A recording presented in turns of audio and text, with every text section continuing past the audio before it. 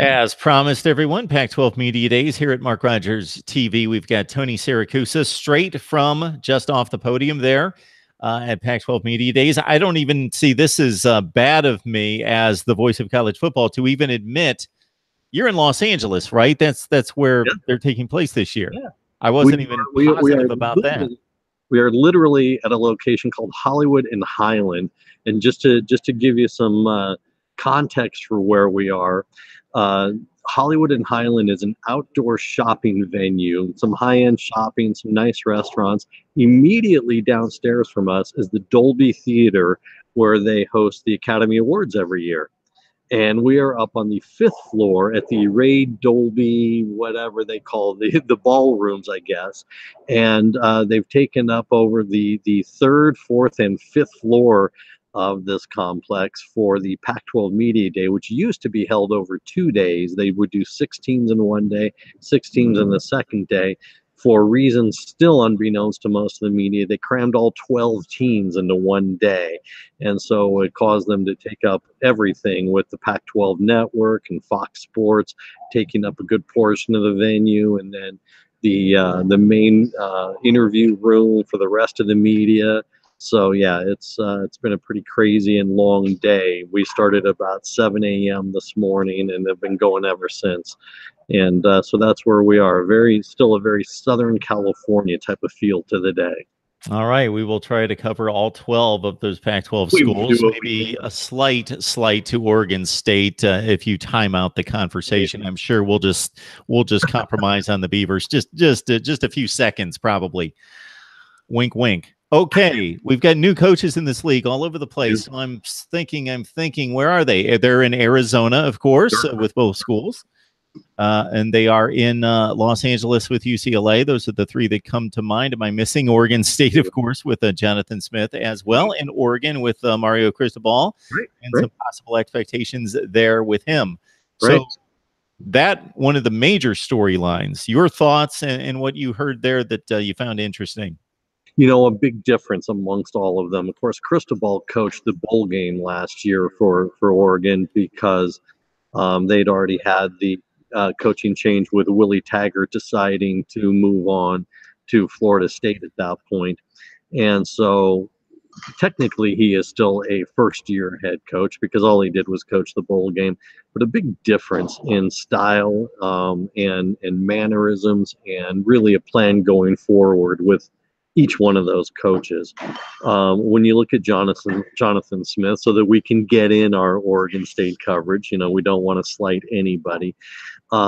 This is his first head coaching job anywhere, not just new to the Pac-12, but first head coaching job anywhere. And the lights were shining pretty bright on him. He said, you know, one of the things that he realized becoming a head coach for the first time is just how many people you have to deal with on a daily basis.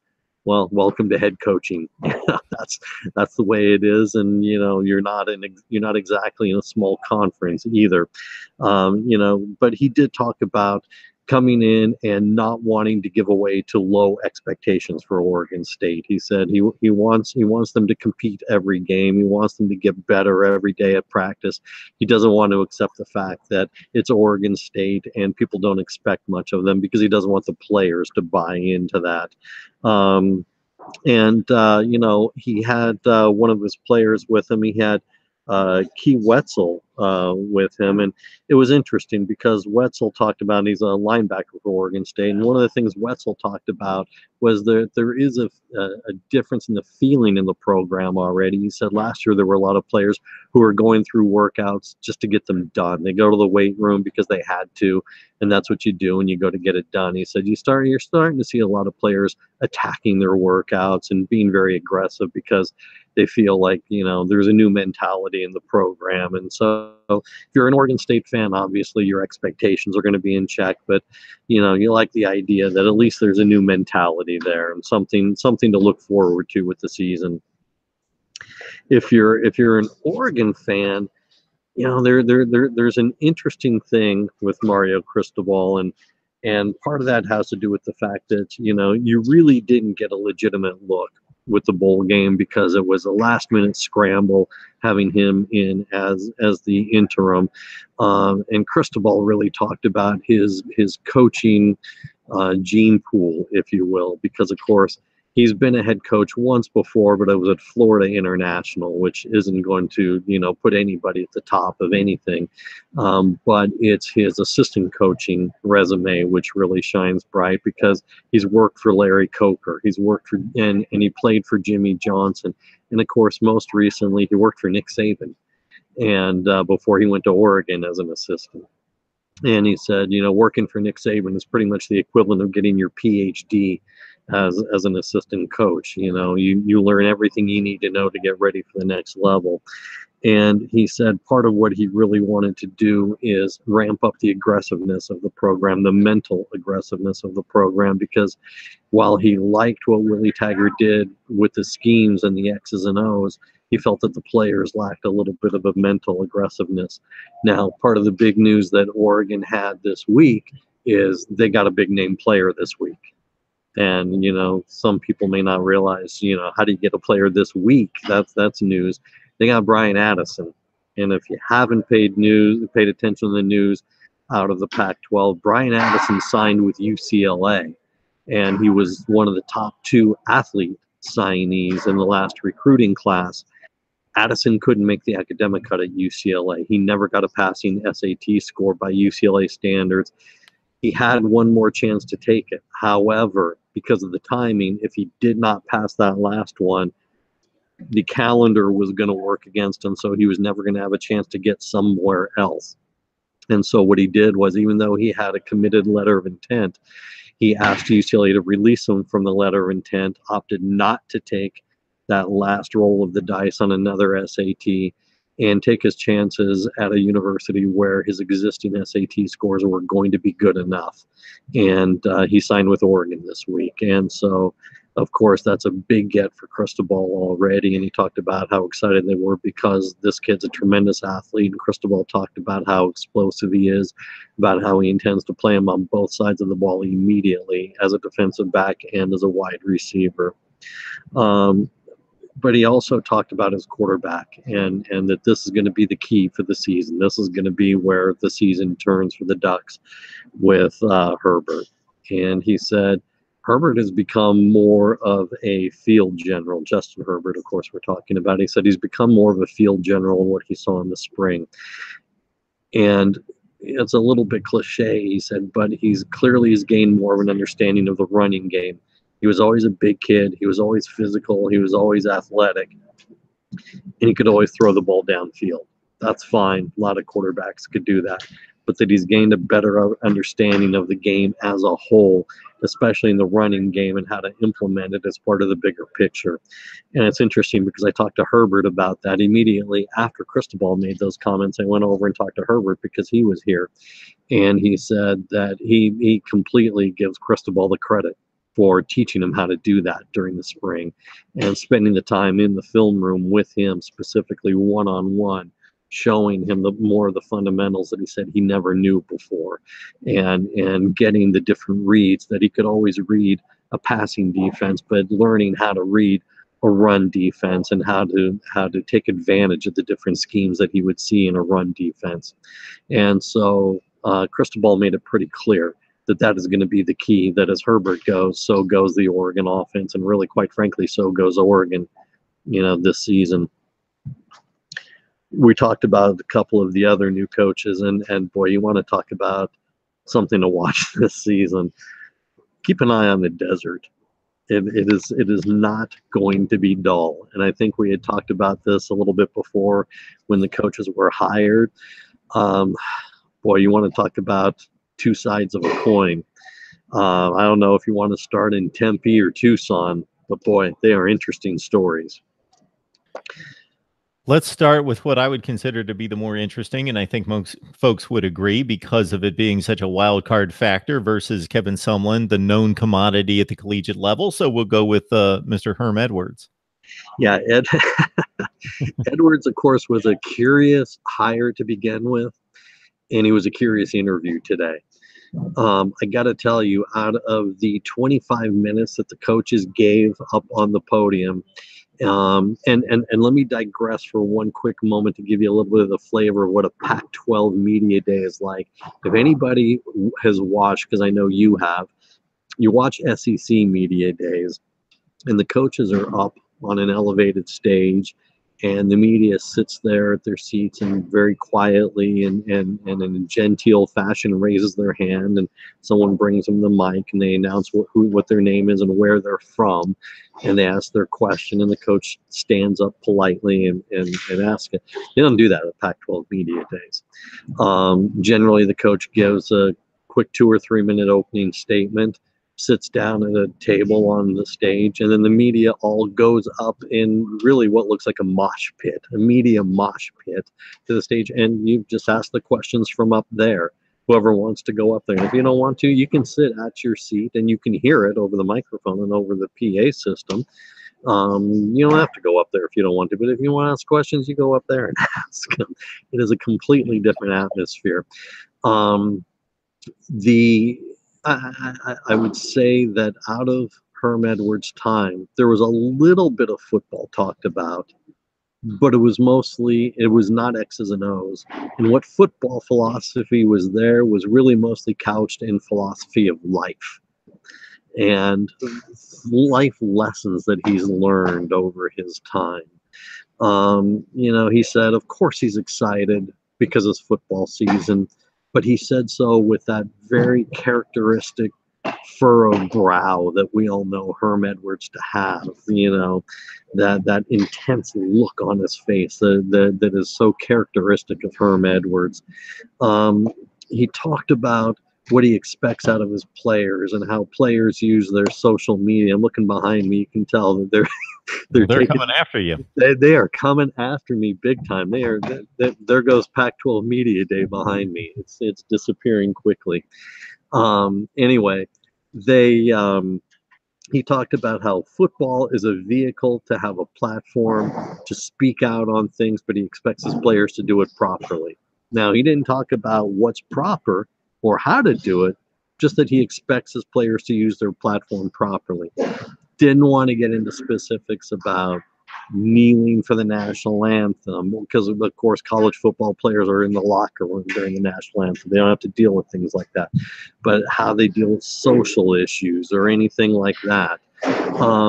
He talked about how, in his view, he's never had a job in his life because he went from playing football to coaching football, to talking about football on TV, to going back to coaching football. So he's never had a job in his life.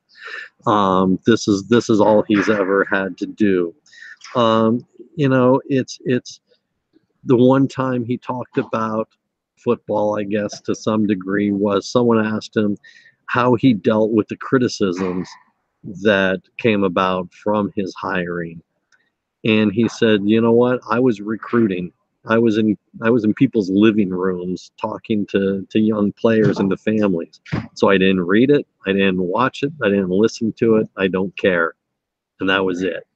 Do we believe them?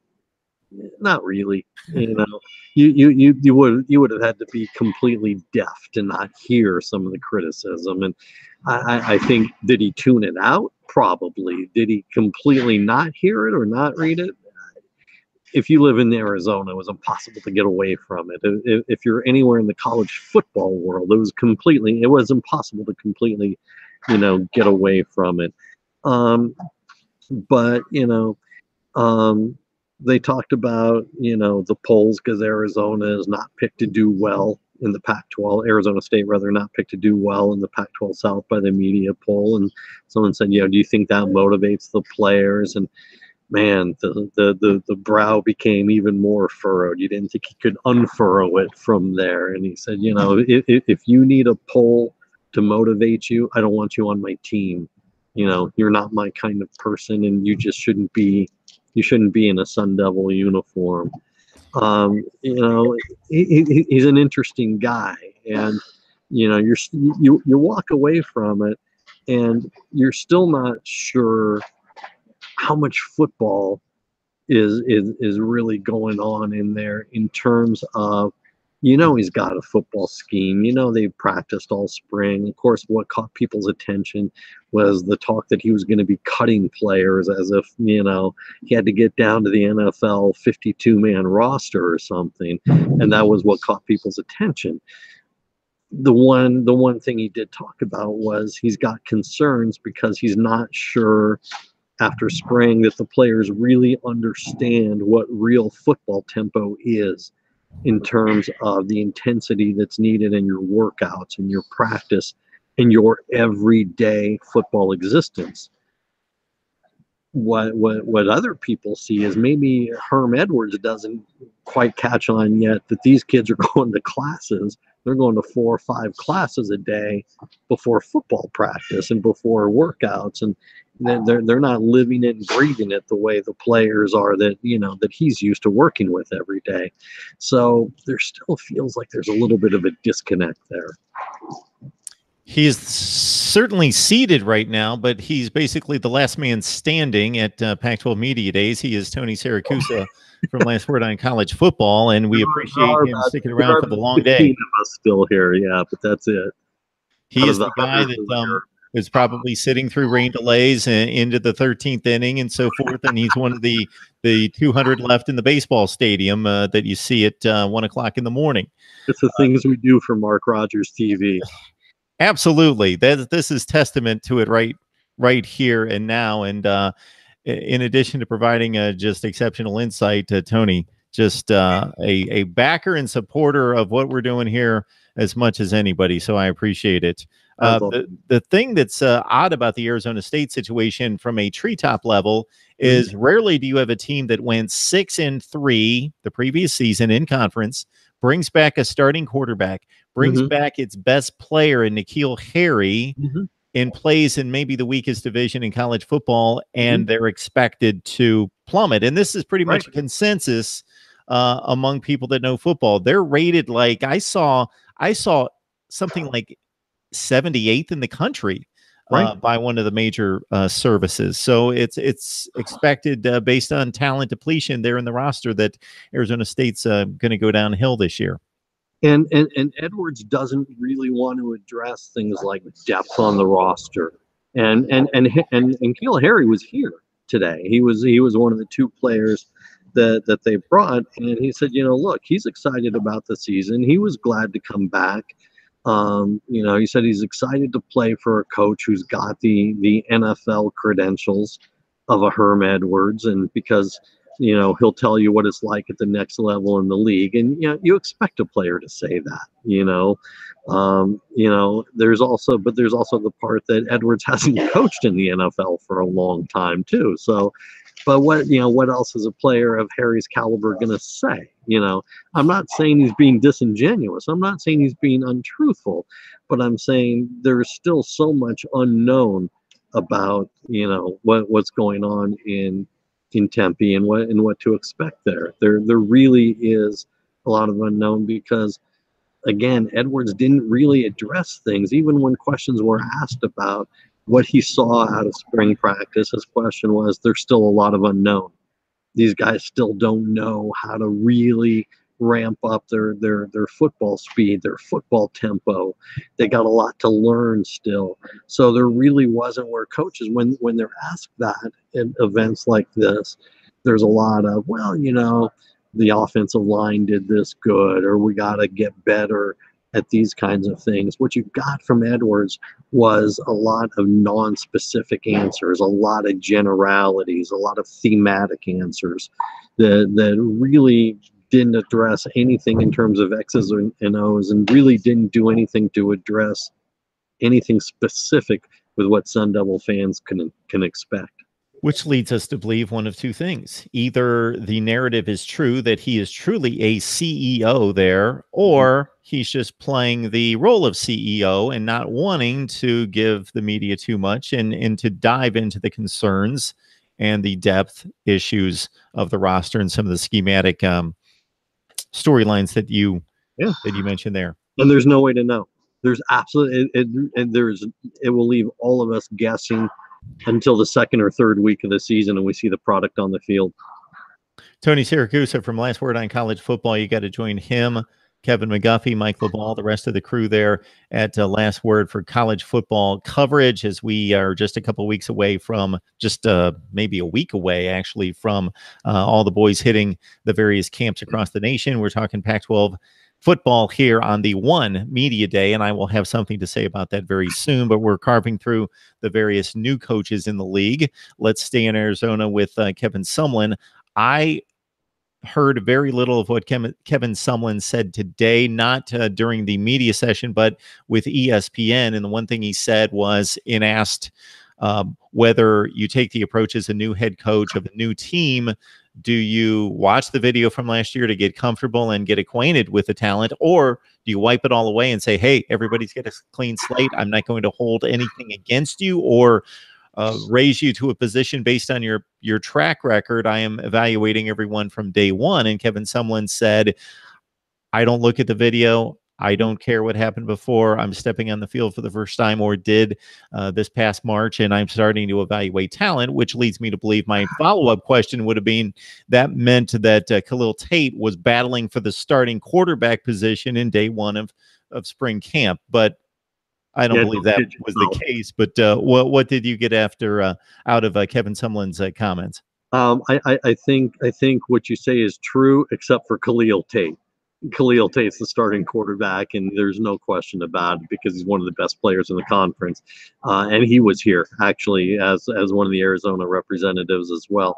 I actually enjoyed Sumlin's media gathering today. It's the first time I've had a chance to sit with him and talk with him and listen to other reporters meet with him in this close of an environment. And I thought his answers were thoughtful, insightful, and well thought out on his end. It was interesting because, like you said, he gave the same answer here to us, that he said, you know, look, I come here with no prejudgments on how they played before, who did what. He said, obviously, I know some of the players on the roster because I've seen them. I may have even recruited some of them while I was at Texas A&M, but missed out on some of them. He said, you know, because when I was at Texas A&M, obviously I recruited Arizona, I recruited Texas, I recruited, you know, much of the Southwest. But we're going to start fresh. We're going to see what everybody's got, or we did in the spring, and now I have some ideas of who can do what, and we move forward together. He said, but I'm also not changing my philosophy on what works in college football, what works as a team, the kind of offense I want to run. I'm not going to try and fit a round peg into a square hole. I'm going to base it on what kind of talent we have, but I want to run a certain kind of offense and find the pieces to make that work. And he said, and I'm convinced I have those pieces with the players that I have. He said, so I take that, I take my philosophies, and they will work with the team I have. And he clearly is very excited to start. You know, part of that excitement, of course, comes with he's got one of the best agents in all of college football, because he had a $10 million buyout from Texas A&M that was due in full within 60 days of his termination, and he signed the contract at Arizona right within that time period also. So there was no waiting for the check and the new job at the same time. But he said, you know, look, he said, and this was interesting also. He said, one thing I'm going to admit, when I looked at, he said, I didn't spend a lot of time looking at last year's game film from any particular game, but from what I did see, the system wasn't completely broken. It's not like this was in shambles, which is kind of interesting to say about a program that, you know, just fired its coach. He said it wasn't in shambles, it wasn't completely broken. So, but it did need fixing, and we will fix what needed to be fixed. But there are some good pieces there that we will, you know, that we will take care of. So, you know, it was interesting. He had a lot of very interesting things to say and to go through. So, it was interesting too. He talked about what drew him to the job, and I will say, on the Last Word on College Football Twitter feed, this seemed to kind of spark some people's attention, because he made a comment about what drew him to that job, and his comment, and I'm This is not verbatim. I'm paraphrasing, but what he basically said was, you go to an interview and they promise you how committed they are to new facilities, and you take the job and they park a tractor outside of the facilities for 2 years while they're waiting for the money. And he said, and at Arizona, they were already there. They were already making the changes when I got there. I will tell you that we posted that comment, and Aggie Nation in College Station started having seizures, because even though he never once mentioned Texas A&M, they automatically assumed that he was talking about them, because they started showing pictures of their facilities, and they started showing pictures of the new locker room, and they started posting memes. I mean, they started blowing up our Twitter feed like crazy. So I got to say, Aggie Nation, he never once said your name. Calm down. He was speaking in generalities. Calm down. It's okay. For all you know, he was talking about Houston. Settle down.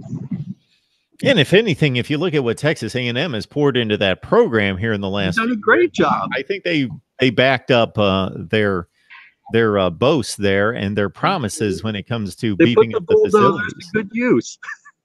Yeah, they've pumped a little change into that program for Mr. Sumlin, but it didn't come together for him at a championship level, and that's why he finds himself in Tucson, Arizona with Wildcats. And as you mentioned, it's interesting to note that Arizona, not a juggernaut in football typically, and coming off a 3-9 campaign prior to that, turns around and they're playing USC in November for first place status in the South Division. Now, they did take a tumble at the latter portion of the season with that loss to USC, with losing to Arizona State and the bowl game, but none of those in embarrassing fashion. They finished 7-6. And when do you see a coach improve like that and then get shown the door? But there were other circumstances involved there as well. Yeah, there were. Yeah, Rich Rod was not going upwardly. You know, he was not taking the program in any definitive direction over the course of his tenure there. Tony Siracusa from Last Word on College Football, the last man standing, as we say. And if you see Tony distracted from time to time, crew. Yes, the construction crew. So if any of them, construction crew in this case, you could probably take a media poll right there, and you could let us know what the crew says about the division champs and the all Pac-12 team. But right. If you see Tony a little bit distracted from time to time, he's with us, but there's a lot of moving parts around him right now. Tony, so that leaves us with one, and he, of course, Chip Kelly. Right. And we're all waiting to see whether the Chip Kelly magic will take hold for try number 2 in the Pac-12, because it certainly worked the first time around to the tune of 33-3 in conference play. Yeah, it's interesting because while you point that out and I point that out and people try and connect some dots, Chip Kelly will not connect those dots. He made it very clear that his 4 years at Oregon have nothing to do with what is about to happen at UCLA. He said, you know, that was then and at a different time and place in college football. He said, you know, as he tried to put it simply, he said, there's a big difference between then and now. He said, now everybody wears shiny helmets and runs a spread offense. And he said, so times have changed and I have to change. And because college football has changed and I cannot be the same coach I was back then. He said, I have to learn new things, and I've had to spend my transition time learning new things and learning new things from even, you know, my assistant coaches and adapting to what's new in college football. He said, because if you don't adapt, you will lose. And he said, so it will not be the same things that I did at Oregon. He said, will I bring some of those ideas? Sure. And will I bring some of the same thoughts and maybe some same schemes? Sure. But should fans expect to see the same things that they saw at Oregon? Absolutely not.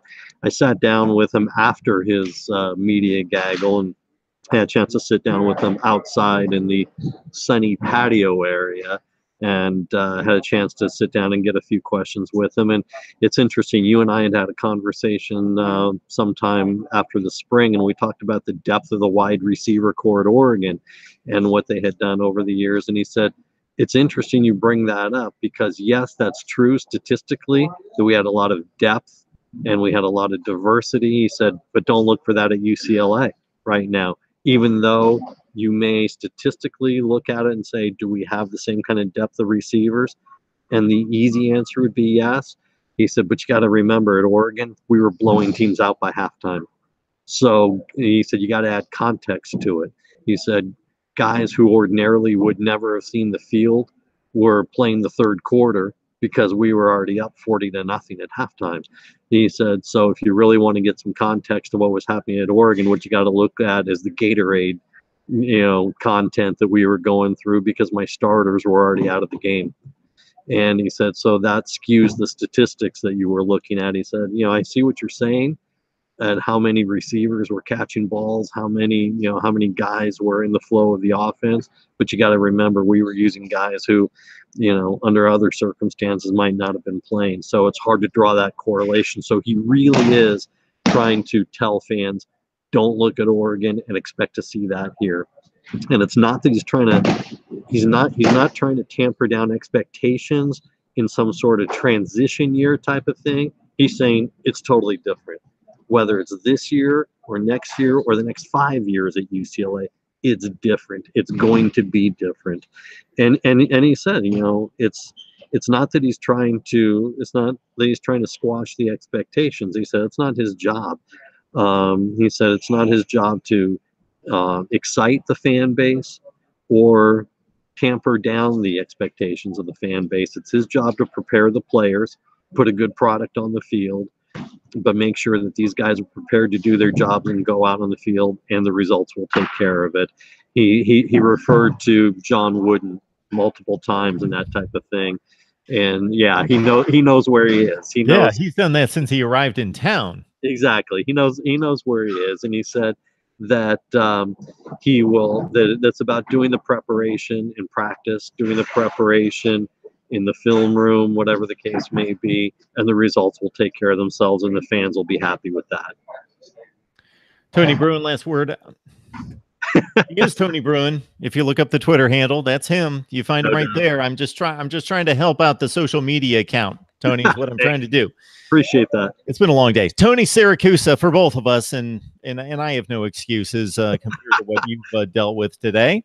But I know you enjoy it. But Tony, as you can see, the last media member there at the Pac-12 Media Days, Tony Siracusa from Last Word on College Football. And it's interesting that the last storyline that he gave us with Chip Kelly plays right into our discussions during the offseason concerning what Chip Kelly accomplished at Oregon and how much it could resemble or not what he needs to do at UCLA. And minus the Nike money, the flash of the Nike symbol, the flash of the helmets, as he noted, and the up-tempo offense that was so unique at the time. Can Chip Kelly convert himself into a coach that, some people are a one-trick pony, and then when that wears off or it doesn't apply, then it's difficult for them to adjust. But the first step in being able to overcome those challenges is obviously acknowledging them. So he comes in not thinking, hey, I'm Chip Kelly. Everybody's going to love to play for me, and we're going to, roll the proverbial basketball or football onto the court/field, and we'll be able to win. Right. No, he acknowledges he's got a lot of work to do. And, he said he's got to start obviously with the quarterback, with the quarterback battle, and acknowledges these guys have got to understand the offense. It is obviously still going to be a high-speed offense, and we've talked about that, but that's in terms of tempo and managing the clock. It's not about slinging the ball downfield 50 times a game. He even talked about, look, if you want to talk about what we did at Oregon, people forget how good the defense was. The defense was giving me the ability to run, so many plays on offense, because our defense managed the game so well that it gave us the ability to run 15, 16, 17 more plays per game than the other team on offense. And he said, and I think right now we have that ability at UCLA. He said, I like what I see. We're a little thin in depth in a couple of places, but I like what I see, and I think that we can get there with the talent we have on the defense at UCLA. He said, so we got to, we've got to get our quarterbacks in a place where they will establish a rhythm. And, you want to talk about expectations. He said, they got to put us in a position to stay out of harm's way. Now, that is a statement where, you're talking about managing expectations. But what he said is it's just about getting into a rhythm and just being in a flow, not trying to do too much. You don't have to go out and win the game for us. We got so much talent that just go out, run the offense, do what you do, and we'll be fine. So, he talked about, obviously like any coach is going to, with camp still being a week away, that it's a wide open quarterback battle. But he did talk about Devon Monster. He talked about Wilton Speight. I know this is going to make you happy. He talked about, it is. I know it does. He talked about how having somebody with Speight's experience and leadership abilities will be valuable to the entire offense. Someone with his the wins he's had in big games at Michigan in a big program like that will be valuable to everybody. He didn't say he was going to play. Yeah. Now all that goes out the door when he gets tripped up a couple times behind the line of scrimmage. Exactly. But he also talked about what he has not seen Dorian Thompson-Robinson yet because he's not allowed to go to the summer workouts, but what he has seen on film. He said he has seen every down the kid has played in high school on film. And he said, he's exciting. He's got such a great skill set. He's exciting. And so he said it'll be wide open. One programming note for everyone: if you tuned in to see Florida football coverage here at 8:30 Eastern time, our apologies. David Waters of Gators Breakdown could not join us, so we didn't have that live stream for you. Following up with, of course, Tony Siracusa from Last Word on College Football to talk Pac-12 Media Days, and I'm going to hit a couple topics, and the deal here. Waters just has the thing down here. I have the full goatee. You get the full goatee. I could make a few other distinguishing comments between the two of you, but I like you too much, Tony. You're a good-looking man, but age is catching up with both of us. So basically, there's a couple of the standard topics that are hitting all the coaches during these media days that I'll hit you with, but I also have a criticism for the conference to save.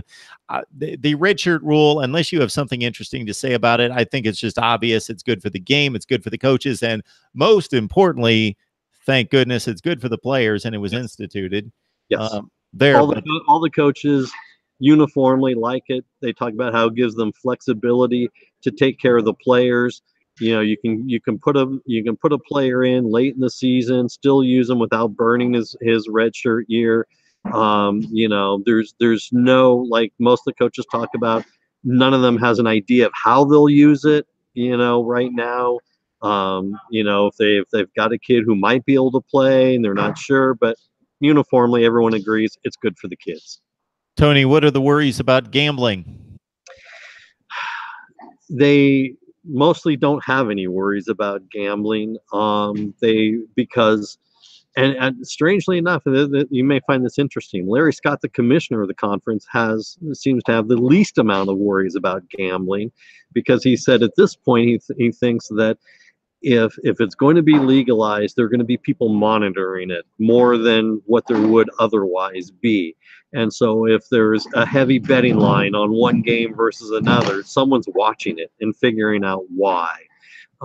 If there is someone going on one team versus another a little bit more, there's going to be someone looking into it and figuring out why. So, most of the coaches, they're not worried about it getting to the players. Most of them are like, Chip Kelly said, I don't know if you guys are aware of this, but there's been gambling going on for a long time, probably even some illegal gambling. So he said the legalization of gambling, he said, I really don't think that it's going to really change much of anything. The one issue that it does delve into is some coaches had concerns about whether it was going to force them to report player injuries, because of course that's a big issue in the gambling industry. And most of them said they would refuse to do it. Even if they were told to, they would absolutely refuse. Mike Leach said, I will refuse to do it until someone tells me to, and then I'll find a way around it anyway. If I have to revert to HIPAA laws to fall on those. I will refuse to do it, because then you know that the game is being tainted, because it's only gamblers that care about the injury reports. So most of them, relied heavily on that they will not go to that part of it. Leach had the one answer, about gambling. He said the only way it will affect me is I will continue to not bet on sports. Typical Mike Leach fashion. Pac-12 Media Days coverage, courtesy Tony Siracusa from Last Word on College Football. Got to join you got Lauren Beasley, Kevin McGuffey, Mike Laval, and a host of others there that do a fantastic job at covering the game that we love, college football, with the season just about a month away. And certainly the camp reports will be rolling out from myself and the folks at Last Word on College Football here very soon, wrapping up Pac-12 Media Days. So we got 12 schools. We got one day, Tony. So here's my quick take on it. You're first and foremost, as a Pac-12 conference, sending a message that you're inferior to the other conferences that have multiple days, anywhere from 2 to 4 days. Of course, the SEC has blown it out to bigger and better to this point. They got the jump start on everyone else, and we can speculate on. Pardon me? Because it just means more in the SEC. It means more. They must count 2 championships or something. I don't know what that means exactly, but it means more there in the SEC. So if you're the Pac-12, this is my take on it. Then I'll cut you loose. You're giving the indication that your conference is inferior. You go for one day. I just got back from the American Conference. They went for 2 days. But you've got one day for the media to interview and profile the conference. It's a spotlight for the conference. It's the most important sport in the league by far in terms of revenue, popularity, and so forth. Now, the gap may be closer in the Pac-12 between football and has to be men's basketball, but certainly the non-revenue sports than the other leagues, you would think, because the Pac-12 has been so dominant and so well respected in the other sports, but it's still football. Football is king everywhere, including the Pac-12. Plus, you have a network that is starving for quality content. And you want to, this is my biggest point, you want to promote your product. And running replays of UCLA and Cal games from 2003 is not going to do that. Or whatever documentaries you present that may be decent, you need to showcase your league. And I can't imagine that it costs that much more money to bring 24 football players, 12 coaches, a number of sports information people with these various schools to one site, and they obviously take on the cost of that, the individual schools. I got to think that there's some cost to the league, obviously the venue and so forth, that you can't nail this down for multiple days and really showcase this. But your message that you're sending, number one, is that you're inferior because you only have one day. And number two, again, in terms of quality content and showcasing the league on your flagship network, this is ready-made. This is the most dynamic, most newsworthy programming that you will have from the end of that's popular from the end of the men's basketball season until football camp opens. I don't know. I don't have an answer for you. I really don't. I mean, this has historically been 2 days, 6 teams in one day, 6 teams in the next. The cost is the venue for 2 days, and your staff, the Pac-12 staff. It's a huge staff that comes down to put this on. But you only have 6 of the teams in one day and 6 the other day. So, half the conference is here overnight and flies out. The other half, one night and goes back home. It really is inexplicable. I mean, Larry Scott came up and did his state of the conference talk and talked about how great the Pac-12 network is doing because the existing contracts that they have for distribution go through 2024. They still don't have an agreement with DirecTV. even though AT&T, they have one with AT&T for UVerse, but they don't have one with DirecTV, even though it's owned by AT&T. And they don't expect that to change, tragically enough, until the contract is up in 2024. And so, there are these holes. There are these big gaping holes. And then you got this. I don't, from an audience standpoint, from an image standpoint, I don't see how cramming this all into one day helps fix any of that. How it helps shine a big, beautiful spotlight on the conference. You just cram 12 teams into one day, I mean, look, I'm not whining, we're here for 12 hours in a day, whatever. It's media day. They, feed us breakfast, feed us lunch, whatever. We're hanging out with players and coaches. It's absurd to, even think we're whining about it while people are out doing real jobs for a living. But it doesn't do the conference any service to handle it like this. Like you said, the AAC, 2 days. And come on, you're not even close to being at the level of the Pac-12 in terms of revenue, in terms of spotlight, in terms of historical relevance. And this is what the Pac-12 does? Come on, man, you got to be better than that. And yet, no one, not one media person I've talked to, knows why it was reduced to 1 day. Not one. That might have been a good question for the commissioner.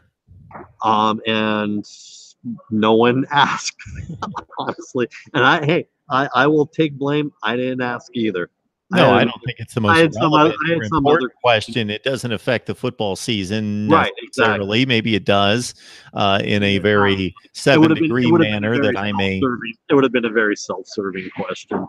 There were like maybe 10 questions for him total, and sure. I had one on where I was picking on Larry Fedora, from North Carolina for his take on CTE and concussions last week. So, I wanted to know if the Pac-12 was going to take a closer look at monitoring coaches specifically and how they handle players with concussions, which they are apparently, So anyway, another topic for another day.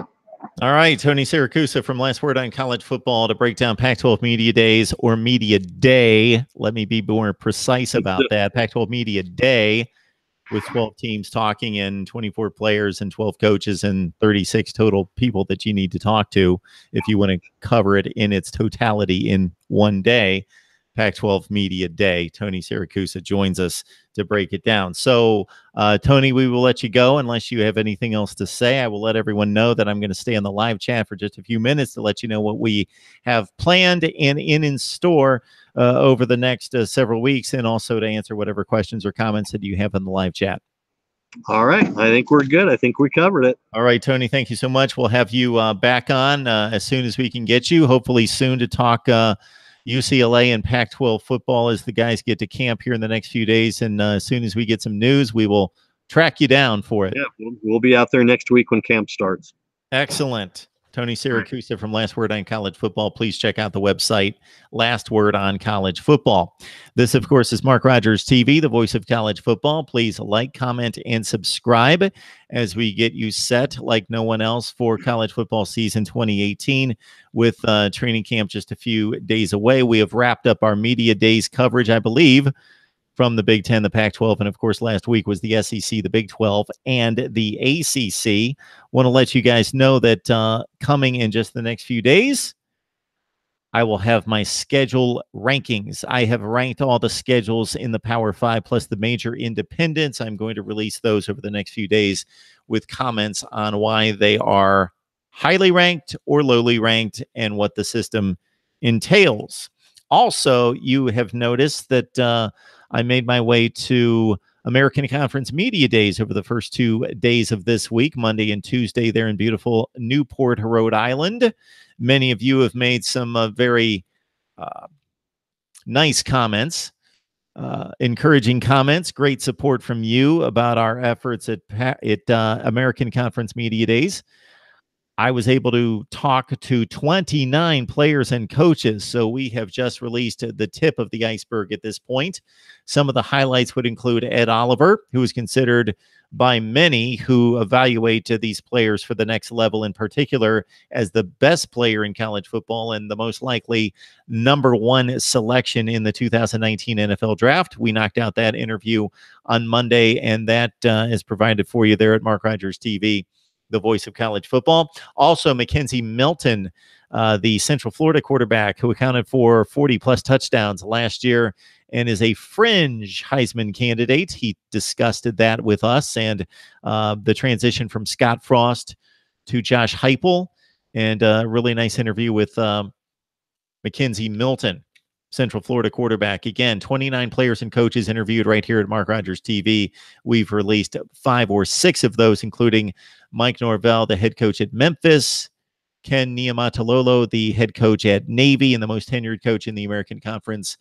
And again, we will get the rest of those released in the next few days. And the schedule rankings, I am under the gun, people. Think about this. I've got to release 24 more videos from American Conference Media Days. Got schedule rankings. That's about 70 videos there. Plus, I have to do it. This is the core of off-season coverage, is previewing the teams and getting you predictions. The season's coming up very quickly, and I've got to get through, 65 to 70 teams. I believe the number is about 70 in the Power 5 plus the major independents. You've got 14 in the SEC, the ACC, and the Big Ten. That's 42. Big 12 makes 52, and the Pac-12 makes 64. And then you got the major independents. I think that brings us up to 70 teams. I've got to preview all those teams, plus give you predictions. And that's after schedule rankings.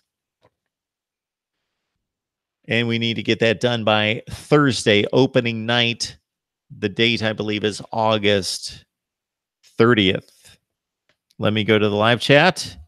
And then if we don't have anything else to talk about, I'm going to sign off because I got to get to those schedule rankings. And I've got to release all these interviews from the American Conference Media Days. All right. Too bad 28 talking to Dondre. Good to see you there. Colton, thanks so much for the encouragement from American Conference Media Days. And again, I've noticed this a number of times, and I keep telling you guys that my live chat is just brutal trying to get this thing where I can read it. It's blown up beyond belief. I've got a MacBook Pro that I shoot on, and I've got a MacBook Air that's seen its better days. You may see the wires just about done, but I've got plenty of juice. It's just that the trackpad's just about shot. There we go, and I can't read the thing half the time. Time for a clone. Yes, that would be a good thing right there. Too bad 28.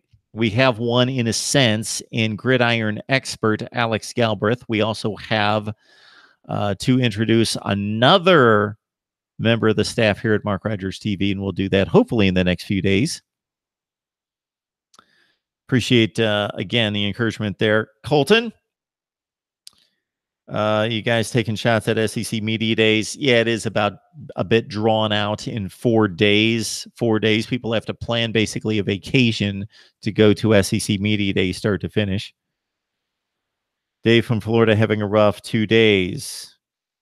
So if you're talking about Dave Waters from Gators Breakdown, who joins us on a regular basis, who basically we were very much in collaboration with each other and our two channels a few years ago. But Dave does a great job there at Gators Breakdown. He's headed on vacation and had a number of things that he had to tie up. Arizona 11-1 this season. Can we take that to the bank with an upset by UCLA? Still at 11-1, you would think Arizona marches on, of course, to the Pac-12 championship game. And then they get to the college football playoff with a win in the Pac-12 championship game. Colton going out on a limb. All right, that's about all we've got. I think just the rest of it's pretty typical stuff. We appreciate all the regulars joining us on the live chat tonight from the Pac-12. If you have yet to catch our Ohio State and Michigan coverage from earlier tonight, great discussions. First with our friend from Chat Sports, Mr. Yoder. And then we had on Steve Hellwagon from Bucknuts 247 Sports to talk Ohio State football at Media Days from Chicago and the Big Ten. I will see you guys soon. There's going to be less guests on in the next several weeks because I'm going to focus on rankings and rating the teams and providing you previews and predictions on all the teams in the Power 5 plus the major independents. I appreciate you guys so much.